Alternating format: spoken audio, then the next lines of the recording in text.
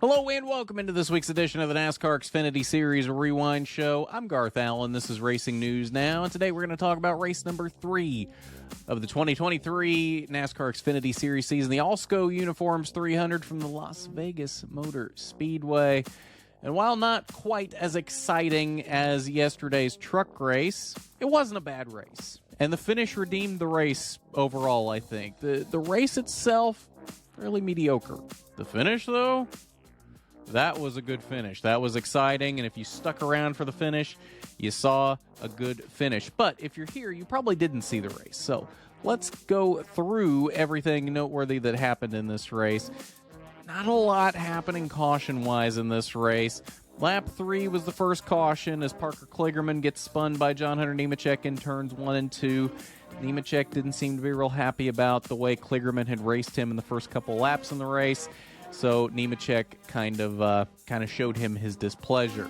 Outside of that, nothing of note really happened in Stage 1, which concluded lap 45 with John Hunter Nemechek, ironically, taking the Stage 1 victory. Stage 2, a couple of other things happened. Lap number 74, Josh Berry takes a wild ride off of turn 4 as he gets loose under another car and slides it through the front stretch grass. Doesn't hit anything, though, and surprisingly does not tear the splitter off. So he is able to come down and get some new tires and continue on in the race. Rajah Caruth spun at lap 89 to end stage number 2 as he goes for a bit of a ride through turns 1 and 2 in his Wendell Scott Tribute car. Looked very good, as did his truck yesterday, with essentially the same scheme on it.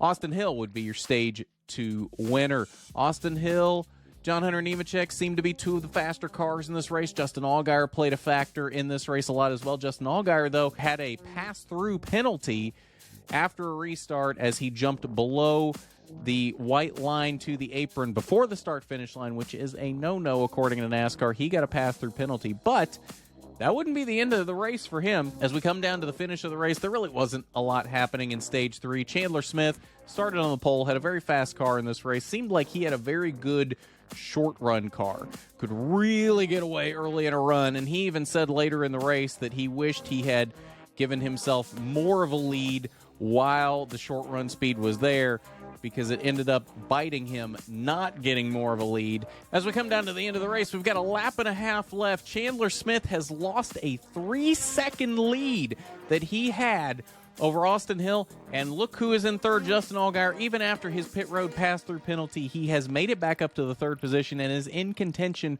for the win in this race. As we head down into turns 3 and 4, coming to the white flag, Chandler does not quite make the white line. He drifts up just a little bit on corner exit. That allows Austin Hill to get some air on the nose, and it's just enough. Austin Hill up to the lead at the white flag. Chandler Smith gets booted back to second. Allgaier, though, coming with a head of steam. He possibly had the fastest car on the long run in this race. So now the question is, can Justin Allgaier get to Austin Hill as he goes around the high side of Chandler Smith in turns 1 and 2? Final time down the backstretch. Allgaier is coming with a head of steam into turn 3. Is he able to get to Austin Hill? They come down through turns 3 and 4, about 2 car lengths separation, and Allgaier is not able to make up that distance. Austin Hill, 2 wins in 3 races to start the season. His first win on a non-super speedway at a track other than Daytona and Talladega. Great start to the season for Austin Hill. I really thought early in the race when John Hunter Nemechek showed a lot of speed, John Hunter Nemechek was the one that was going to be getting off to this kind of start to the season, because remember, he won last week at Fontana. So I was starting to think Nemechek might be the one that starts to run away with things, but now it seems to have flipped, and maybe that's going to be Austin Hill now going on a tear and winning a bunch of races this season. We shall see. Austin Hill has been very fast throughout every single race to start this season. I think early season championship prediction might not be out of the realm of possibility for Austin Hill, although it looks like John Hunter Nemechek, Justin Allgaier, Chandler Smith, guys like that are really going to give him a run for his money if the early season is any indication. So let's take a look at your results for the Alsco Uniforms 300. As we already saw, Austin Hill is your winner with Justin Allgaier coming home in the second position. Chandler Smith fell to third in the final couple laps. Kyle Busch in the 10-4 Kaulig, kind of off all day, had some speed, led some laps, but I don't know that he was really a race win contender for the most part, which is weird to say for Kyle Busch, especially at Vegas, but I think he and that 10 team have some things to work out through the rest of the season through his remaining starts in that car. Josh Berry recovered from his spin nicely for a top 5 finish. Rest of your top 10, John Hunter Nemechek, your stage 1 winner in 6th.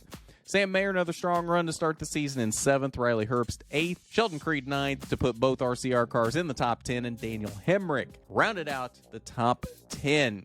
Let's jump right into your playoff grid. 3 races into the season. Austin Hill, now your first 2-time winner of the season. He sits atop the playoff grid with John Hunter Nemechek in 2nd with his win. Justin Allgaier leads the drivers in on points at the moment. He currently sits 2nd in points. Austin Hill is your overall points leader in the quest for the regular season championship. Chandler Smith, Riley Herbst also in the top 5. Sammy Smith, Jeb Burton, the final 2 in on points at the moment, with Ryan Sieg and Daniel Hemrick both just outside of the top 12. 6 points back for both of them 3 races into the season. That's your playoff grid following the Alsco Uniforms 300 from Las Vegas. 3 races into the season.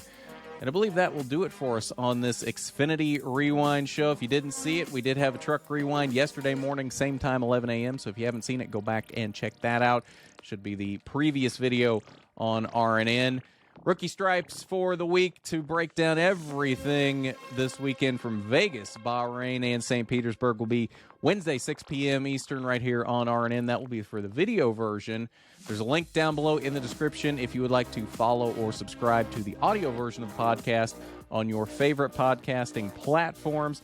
The audio version will be out sooner than Tuesday. I'm not sure how much sooner. Just depends on how much time I have to edit it.